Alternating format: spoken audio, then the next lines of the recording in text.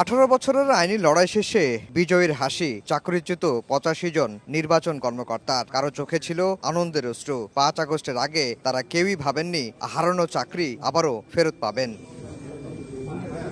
2005 সালের 3 সেপ্টেম্বর উপজেলা নির্বাচন কর্মকর্তা হিসেবে নিয়োগ পান 327 জন। বিএনপি জামায়াতের আমলে হওয়া এই নিয়োগ নিয়ে বিতর্ক তৈরি হলে পুনর্মূল্যায়নের সিদ্ধান্ত নেয় 11 সরকার। বাতিল করা হয় 85 জনের নিয়োগ। এর বিরুদ্ধে দীর্ঘ আইনি লড়াই শেষে মঙ্গলবার চাকরি ফেরত দেওয়ার আদেশ দিলেন সর্বোচ্চ আদালত। শুধু চাকরি নয়, বিধি অনুযায়ী পাচ্ছেন সব সুযোগ সুবিধাও। বিচার বিভাগের প্রতি মানুষের শ্রদ্ধা এবং ভালোবাসা আবার পুনঃস্থাপিত হওয়া শুরু হয়েছে।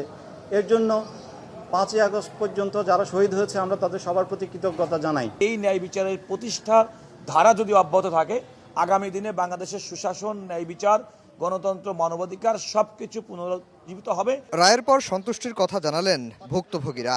আমরা আজকে খুবই আনন্দিত যে আমরা এই 85টা পরিবার অনেক দিন রাস্তায় ঘুরেছি, আজকে আমরা ন্যায় বিচার পেয়েছি।